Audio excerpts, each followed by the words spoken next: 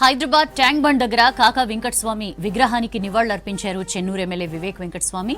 కాకా 95వ జయంతి సందర్భంగా మంత్రి పొంగులేటి శ్రీనివాసరెడ్డి, మాజీ మంత్రి జానారెడ్డి నివాళులర్పించారు. పెద్దపల్లి, చెన్నూరు, బెల్లంపల్లి ప్రాంతాల నుంచి ట్యాంక్ బండ్ కాకా విగ్రహం దగ్గరికి పెద్ద ఎత్తున చేరుకుంటున్నారు అభిమానులు.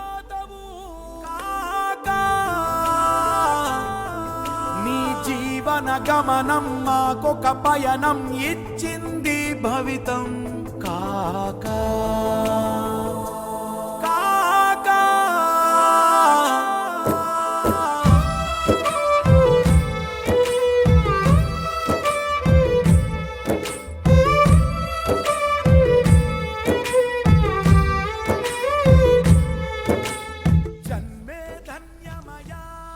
రాష్ట్రంలో కాకా వెంకటస్వామి జయంతి వేడుకలు ఘనంగా జరుగుతున్నాయి. ట్యాంక్ బండ్లోని కాకా విగ్రహానికి నివాళులర్పించారు మంత్రి పొంగులేటి శ్రీనివాసరెడ్డి, మాజీ మంత్రి జానారెడ్డి.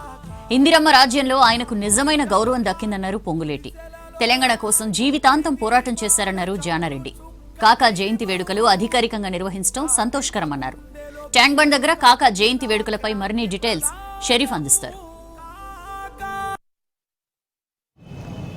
కాకా వెంకటస్వామి 95వ జయంతి సందర్భంగా ట్యాంక్ బండ్ విగ్రహం వద్దకు చేరుకున్నారు మంత్రులు పొంగులేటి శ్రీనివాసరెడ్డి, జానారెడ్డి. మనతో ఉన్నారు సార్, మాట్లాడారు సార్. అధికారికంగా ఈసారి ప్రభుత్వం కాంగ్రెస్ జరిపిస్తుంది. కీర్తిశేషులు గౌరవనీయులు మాజీ కేంద్ర మంత్రి, రాష్ట్ర మంత్రి, పార్లమెంటు సభ్యులు, శాసనసభ్యులు, వివిధ హోదాల్లో పనిచేసినటువంటి వెంకటస్వామి గారి స్మృతి చిహ్నంగా ప్రతి సంవత్సరం ఆయన జయంతి వర్ధంతులని ప్రభుత్వ కార్యక్రమాల్లో భాగంగా నడపడానికి నిర్ణయం తీసుకున్నందుకు ప్రభుత్వాన్ని నేను అభినందిస్తున్నాను. ఇది చాలా సంతోషం. మేమందరం ఇది ఆశించినటువంటిది. అదేవిధంగా చాలా క్లుప్తంగా మీకు అనేక మార్లు మాట్లాడటానికి అవకాశం తీసుకుంటాం, కానీ మాకు వేరే పని ఉన్నది కాబట్టి అన్యదా భావించవద్దు. ముఖ్యంగా వెంకటస్వామి గారు నేను మంత్రిగా ఉన్నప్పటి నుంచి నన్ను అభిమానించడమే కాదు, ఆశీర్వదించడం, ఆత్మీయుడిగా చూసుకోవడంతో పాటు అనేక కార్యక్రమాల్లో మేము పాల్గొన్నటువంటి విషయం.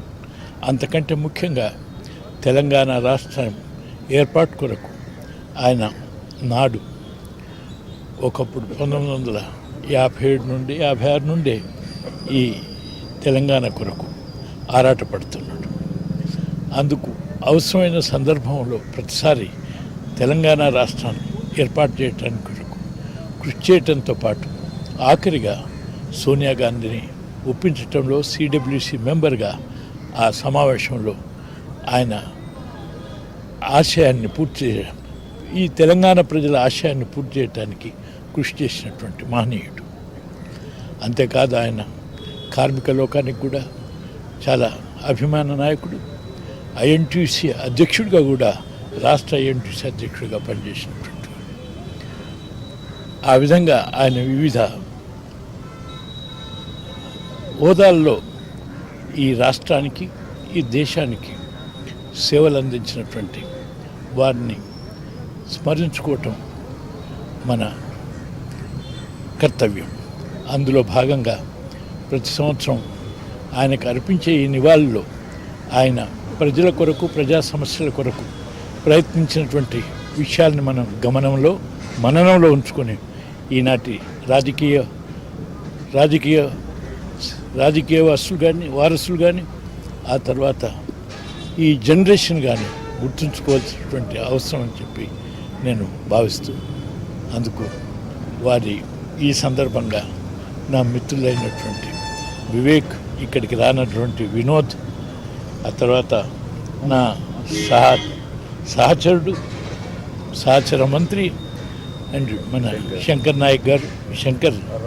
శంకర్రావు గారు, వీరందరూ కూడా నాతో గత 30 సంవత్సరాలుగా ఒక పరస్పరం అనుబంధంతో సాగిస్తున్నటువంటి విషయాలు.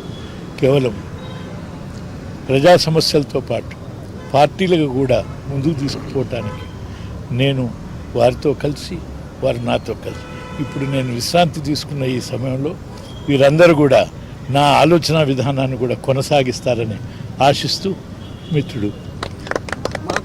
రాజకీయంగా అనుబంధం ఉంది, ఆయనతో కలిసి చేశారు. సో సింగరేణి ఇప్పుడు నిఠారుగా నిలబడ్డది అంటే ఆయన పేరు చెప్తారు.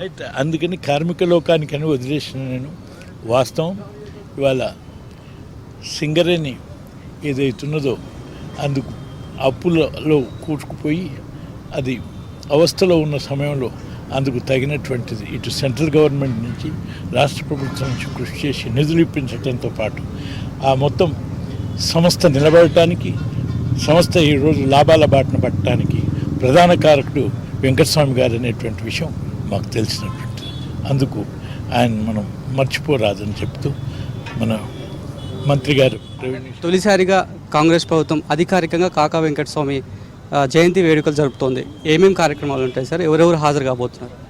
కీర్తిశేషులు వెంకటస్వామి గారి 95వ జయంతిని తెలంగాణ రాష్ట్రంలో ఇందిరమ్మ రాజ్యం వచ్చిన తర్వాత బడుగు బలహీన దళిత గిరిజనులతో పాటు కార్మికులు కర్షకుల కోసం తను కేంద్ర మంత్రిగా రాష్ట్ర మంత్రిగా ఉన్నప్పుడు ఏవైతే పేదవాడి బాగోగుల కోసం అహర్నిశలో కష్టపడ్డారో అది ఇందిరమ్మ రాజ్యము ఈనాడు ఇందిరమ్మ రాజ్యంలో గుర్తించి కీర్తిశేషులు వెంకటస్వామి గారిని రాష్ట్ర ప్రభుత్వం పక్షాన ప్రతి జన్మదినాన్ని అదే రకంగా వారి ఏ కార్యక్రమాలున్నా అఫీషియల్గా చేయాలని ఈ రేవంత్ రెడ్డి గారి ప్రభుత్వం నిర్ణయించడం జరిగింది.